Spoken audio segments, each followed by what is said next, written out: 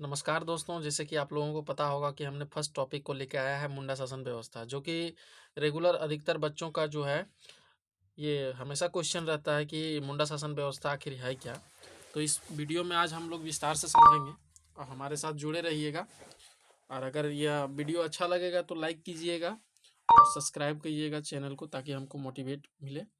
जैसे देखिए, मुंडा शासन व्यवस्था क्या है, तो सबसे पहले आप जान सकते हैं कि जो झारखंड प्रदेश है, यहाँ पे आदिवासियों का बहुलता है, जिसके कारण यहाँ पे कई प्रकार की व्यवस्था है। उनमें से एक विशेष प्रकार का जो है मुंडा शासन व्यवस्था। ठीक है। अब मुंडा शासन व्यवस्था में ही हम लोग अभी हम देखेंगे कि विषय हम लोग मुंडा शासन व्यवस्था में देखेंगे परिचय क्या है। तो सबसे पहली बात है कि यह मुंडा जनजाति की पारंपरिक स्वशासन है, मतलब सेल्फ गवर्नेंस है, प्रणाली है। इसे भारत की प्राचीनतम लोकतांत्रिक या गणतांत्रिक व्यवस्था में से एक माना जाता है। ठीक है। मतलब जिस तरह से अभी हम लोग यहाँ पे वोट का सिस्टम करते हैं, अभी जैसे 26 जनवरी 1950 से हमारा देश जो गणतांत्रिक रिपब्लिक कंट्री जो बना है, तो उसी प्रकार से उस समय भी था मुंडाओं का भी शासन व्यवस्था में। मुंडा एक जनजाति है। ठीक है। तो सबसे पहली बात है कि कुछ कुछ हम लोग टॉपिक को हम लोग जानेंगे। जैसे खुटकट्टी का मतलब क्या होता है। खुटकट्टी का मतलब ऐसे उसका अर्थ होता है कि जैसे जहाँ पे मुंडा लोग रहते थे, जंगलों को काट कूट के साफ सफाई करके, और उस जगह पे जहाँ पे रहते थे, तो उसको हम लोग क्या कहते हैं, खुटकट्टी कहते हैं। समझ में आ गया होगा दोस्तों। चलिए, अब नेक्स्ट हम लोग देखेंगे कि हातू। हातू का मतलब क्या होता है। मुंडारी भाषा में इसको गांव कहा जाता है। क्या कहा जाता है? गांव। अखाड़ा क्या होता है? जहाँ पे गांव के लोग एक साथ बैठ के पंचायती जो करते हैं, सांस्कृतिक कार्यक्रम जो भी होते हैं, उसको हम लोग अखाड़ा कहते हैं। जैसे आज के हम लोग क्या बोलते हैं, गांव समाज का जो भी क्षेत्र होता है, जैसे पंचायत करने का जो अखाड़ा जो हम लोग बोलते हैं उसको। सरना क्या होता है? तो गांव का प्रमुख स्थलों में से एक स्थल जो है, जहाँ पे पूजा स्थल कहा जाता है। जैसे हम लोग मंदिर मस्जिद ऐसे होता है, उसी प्रकार से उसका सरना होता है, सरना स्थल।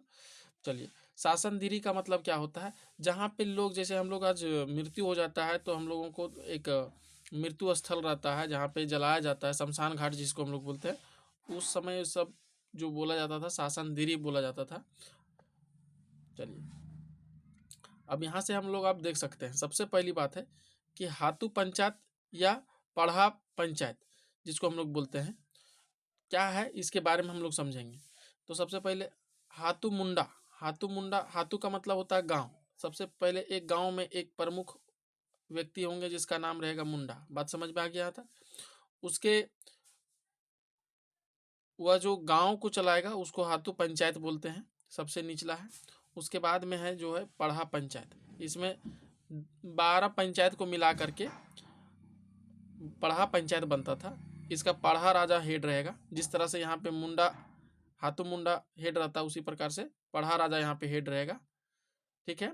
उसके बाद में सबसे बड़ा जो होगा 22 पढ़ा पंचायत को मिला करके, और ये बनता है जिसको हम लोग बोलते हैं राज या राजा या सरदार। ठीक है, मुन्नाओं का सरदार। तो ये चीज़ है। जब भी न्याय का प्रक्रिया होता था तो यहाँ पे सुलझता था, यहाँ पे नहीं सुलझता था तो यहाँ पे भेजा जाता था पढ़ा पंचायत। पढ़ा पंचायत में नहीं पहुँचता, नहीं सुलझता था तो सर्वोच्च स्तर पर जो है राजा सरदार के पास जाता था। मुंडा शासन व्यवस्था की ये 3 व्यवस्था है, देख लीजिए। पाहन क्या होता है, महतो क्या होता है, दीवान क्या होता है, ठाकुर क्या होता है, पांडे क्या होता है, लाल क्या होता है, बड़ंकंदाज क्या होता है ना। इसके बारे में हम लोग देखते हैं डिटेल में। सबसे पहले पढ़ते हैं प्रमुख अधिकारी और उनके कार्य क्या क्या है। हाथू, हाथू मतलब ये गांव बताए थे। तो सबसे पहले छोटा जो अधिकारी होता था वो मुंडा होता था। वो प्रशासनिक व्यवस्था को देखता है, न्यायिक व्यवस्था को देखता है, गांव के स्तर पर। गांव के स्तर पर समझ में आ गया, हाथू के स्तर पर। ठीक है, हाथू मुंडा। लगाना वसूलना ये सब काम है। पाहन का क्या काम है? पाहन जो होते थे वो धार्मिक प्रधान होते थे। धार्मिक प्रधान मतलब जिस प्रकार से पूजा पाठ होगा, किस प्रकार से मुंडा में किस प्रकार से क्या करें, जो कि कभी भविष्य में ऐसी गलती ना हो जिससे कोई भगवान दुखी ना हो, उसके लिए जो काम करते थे पाहन करते थे। जैसे पुजारी आज हम लोग जो बोलते हैं। ठीक है। दूसरा जो है महतो। महतो क्या करता था, एक जगह से दूसरे जगह संदेश पहुंचाता था, जिस प्रकार से अभी डाकिया होता है उस प्रकार से ये करते थे। ठीक है। पढ़ा पंचायत या पढ़ा स्तर का अधिकारी का मतलब हम लोग समझेंगे। सबसे पहले अभी दीवान आप लोग देखे होंगे, तो दीवान का मतलब था प्रधानमंत्री। प्रधानमंत्री किस प्रकार से, यही सारा चीज़ को जो है पढ़ा पंचायत का जो राजा होता था, पढ़ा राजा, पढ़ा, तो उसका जो हेड होता था यही होता था प्रधानमंत्री के रूप में या मुख्य सलाहकार के रूप में। ठीक है, तो गढ़ दीवान होता था और एक राज दीवान होता था। गढ़ दीवान जो राज्य के अंदर के कार्य को करने का काम करता था, और राज दीवान जो होता था, जो मतलब विदेश मंत्री होता है ना, उस प्रकार से उस समय होता था। ठाकुर क्या होता था, ठाकुर जो होता था ना, दीवान का सहायक होता था। दीवान जो है, दीवान जो कहेगा उसका ये पीए, मतलब ऐसे समझिए पर्सनल असिस्टेंट। उसके बाद देखिए पांडे। पांडे जो यहाँ दस्तावेज को रखते थे, दस्तावेज जितना जगह जमीन जो भी है, जो भी घटना हुई है उसका जगह जमीन का नोटिस जारी करना या रिकॉर्ड रखना, ये किया करते थे। लाल क्या है, लाल जिसको हम लोग बोलते हैं वकील। वकील क्या करता है जी, आज भी बहस करता है, वकालत करता है ना। इसमें 3 प्रकार के लाल है, बड़ लाल, मंझले लाल, छोटे लाल। ठीक है,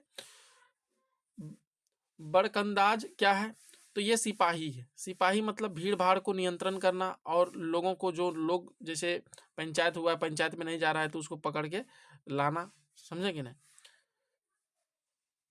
और मुख्य महत्वपूर्ण जो तथ्य है उसके बारे में हम लोग जानते हैं, मुंडा शासन व्यवस्था में न्यायिक सामूहिक रूप से अखाड़ा में किया जाता था। जो न्याय किया जाता था वो कहाँ पे, अखाड़ा में, जहाँ पे सभी लोग आते थे। और इस व्यवस्था में महिलाओं को प्रशासनिक पदों पर स्थान नहीं थी, है ना, नहीं दिया गया था, तो ये भी याद रखना है।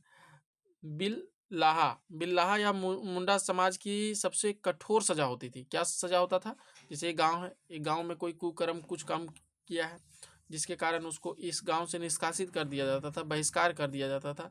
जैसे वह कौन सा काम होगा, यौन अपराध मतलब रेप करना, या किसी भी प्रकार के इज्जत से किसी का खिलवाड़ करना, तो वैसे चीज़ों में बिटलाहा किया जाता था। बिटलाहा एक सजा का नाम है जिसमें सामाजिक बहिष्कार किया जाता था। क्या आपको यहाँ तक समझ में आ गया होगा। तो देखिए यहाँ पे अंग्रेजों ने भी इस व्यवस्था को मान्यता दी थी।